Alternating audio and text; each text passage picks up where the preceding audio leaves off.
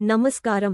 భారతీయ ఆర్థిక వార్తలు 7 ఆగస్టు సాయంత్రం 6 గంటల వార్తా సంచికలోకి స్వాగతం. ఈ వార్తా సంచికను మీకు అందిస్తున్నది నయన. తాజా వార్తలు వినండి. సెన్సెక్స్ 78,499.17, 456 పీటీఎస్ 0.58% తగ్గింది. అత్యధిక లాభం టీసీఎస్ 3.36% పెరిగింది. అత్యధిక నష్టం బజాజ్ ఫైనాన్స్ 5.84% తగ్గింది. నిఫ్టీ 50 నేడు 24,570.65 0.27% వద్ద ఉంది. -0.27% తగ్గింది. ఎన్ఎస్ఈ యొక్క అగ్ర 50 కంపెనీలను ట్రాక్ చేస్తుంది.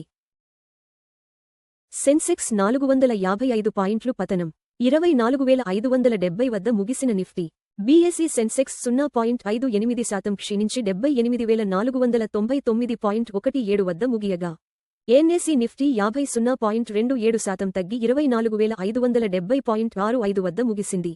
నిఫ్టీ బ్యాంక్ వంటి రంగాల సూచీలు కూడా 0.55% క్షీణించి 57,746.45 వద్ద స్థిరపడ్డాయి.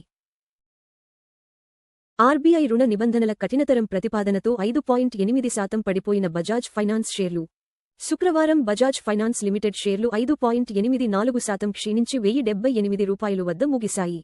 అగ్రశ్రేణి షాడో బ్యాంకులకు రుణ నిబంధనలను కఠినతరం చేయాలని రిజర్వ్ బ్యాంక్ ఆఫ్ ఇండియా యోచిస్తోందన్న నివేదికల తర్వాత ఈ పతనం చోటుచేసుకుంది. బలమైన రుణ వృద్ధితో Q1 లాభాల అంచనాలను అధిగమించిన స్టేట్ బ్యాంక్ ఆఫ్ ఇండియా బలమైన రుణ వృద్ధి సహాయంతో స్టేట్ బ్యాంక్ ఆఫ్ ఇండియా మొదటి త్రైమాసికంలో అంచనాల కంటే మెరుగైన నికర లాభాన్ని నివేదించింది. ఈ ప్రకటన తర్వాత ఎస్బీఐ షేర్లు 1.12% పెరిగి ₹1,077.20 వద్ద ముగిశాయి. జ్యువెలరీ డిమాండ్తో టైటాన్ Q1 నికర లాభం 63% పెరిగి ఇండియన్ రూపీ 1,777 కోట్లకు చేరింది. జూన్ త్రైమాసికంలో టైటాన్ నికర లాభం 63% పెరిగి ఇండియన్ రూపీ 1,777 కోట్లకు చేరుకోగా ఆదాయం 40% పెరిగింది. సానుకూల ఫలితాలు వచ్చినప్పటికీ టైటాన్ షేర్లు 1.14% క్షీణించి ₹4,941 వద్ద ముగిశాయి. ప్రపంచవ్యాప్తంగా సురక్షితమైన పెట్టుబడిగా డిమాండ్ పెరగడంతో బంగారం వెండి ధరల పెరుగుదల శుక్రవారం బంగారం ధర 1.29% పెరిగి ఒక ట్రాయ్ ఔన్స్ $4,378 మరియు 40 సెంట్లు వద్ద స్థిరపడింది. వెండి కూడా భారీ ర్యాలీని నమోదు చేస్తూ 3.36% పెరిగి ఒక ట్రాయ్ ఔన్స్ $64 మరియు 68 సెంట్లు వద్ద ముగిసింది. ఏఐ పోటీ నేపథ్యంలో భారతదేశంలో అతిపెద్ద డేటా సెంటర్ హబ్ను ప్రారంభించిన మైక్రోసాఫ్ట్ ఆర్టిఫిషియల్ ఇంటెలిజెన్స్ సేవల కోసం పెరుగుతున్న డిమాండ్ను తీర్చడానికి మైక్రోసాఫ్ట్ భారతదేశంలో తన అతిపెద్ద డేటా సెంటర్ హబ్ను ప్రారంభించింది. గ్లోబల్ టెక్నాలజీ దిగ్గజాలు దేశంలో తమ మౌలిక సదుపాయాల పెట్టుబడులను తీవ్రతరం చేస్తున్న తరుణంలో ఈ చర్య వచ్చింది. ఆర్బీఐ షాడో బ్యాంక్ వర్గీకరణ తర్వాత టాటా సన్స్ లిస్టింగ్ అనిశ్చితి ఆర్బీఐ చేత అప్పర్ లేయర్ ఎన్బీఎఫ్సీగా వర్గీకరించబడిన తర్వాత టాటా సన్స్ తన తప్పనిసరి పబ్లిక్ లిస్టింగ్కు సంబంధించి అనిశ్చితిని ఎదుర్కొంటూనే ఉంది. ఈ గ్రూప్ సెంట్రల్ బ్యాంక్ నిబంధనలకు కట్టుబడి ఉండటానికి లేదా మినహాయింపు పొందడానికి మార్గాలను అన్వేషిస్తోంది. అరవింద్ స్మార్ట్ స్పేసెస్ Q1 నికర లాభం 8 రెట్లు పెరిగి ఇండియన్ రూపీ 97 కోట్లకు చేరింది. అరవింద్ స్మార్ట్ స్పేసెస్ జూన్ త్రైమాసికంలో తన నికర లాభాన్ని 8 రెట్లు పెంచుకుని ఇండియన్ రూపీ 97 కోట్లకు చేర్చింది. బలమైన విక్రయాలు మరియు ప్రాజెక్ట్ అమలు ఈ రియల్ ఎస్టేట్ డెవలపర్ యొక్క అద్భుతమైన పనితీరుకు కారణమయ్యాయి. ముడి చమురు ధరలు 1.5% క్షీణించి బ్యారెల్కు $76 మరియు 86 సెంట్లు వద్ద స్థిరపడ్డాయి. శుక్రవారం ముడి చమురు ధరలు 1.52% క్షీణించి బ్యారెల్కు $76 మరియు 86 సెంట్లు వద్ద స్థిరపడ్డాయి. ప్రపంచ డిమాండ్పై ఆందోళనలు మరియు పెరుగుతున్న ఉత్పత్తి స్థాయిల కారణంగా ఈ పతనం సంభవించింది.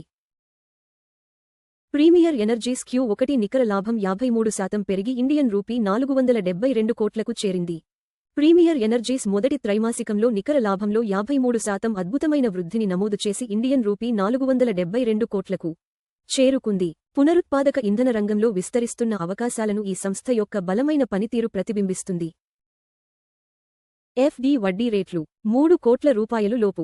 Kotak Mahindra bank 7.30%, bank of Baroda 7.15%, Punjab national bank 7.10%, HDFC bank 6.60%.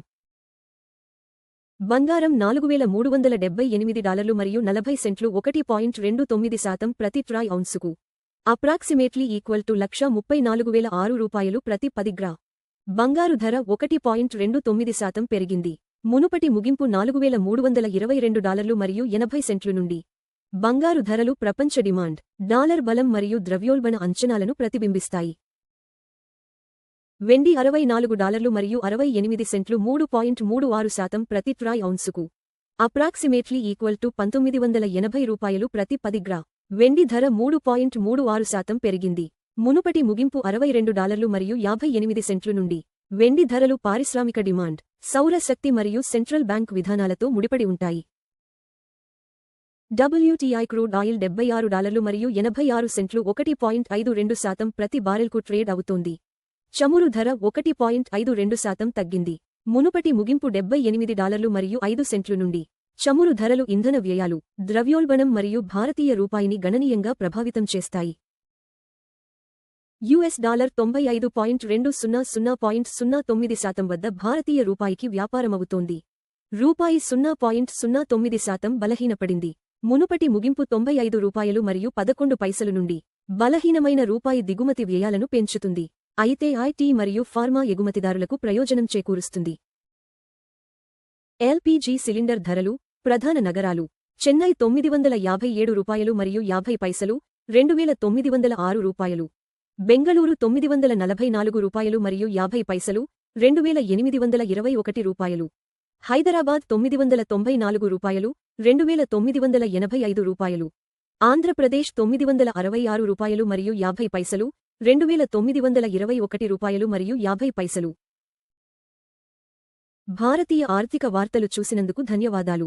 ప్రతిరోజు ఉదయం మరియు సాయంత్రం 6 గంటలకు మా వార్తలు చూస్తూ ఉండండి. లైక్, షేర్ మరియు సబ్స్క్రైబ్ చేయండి.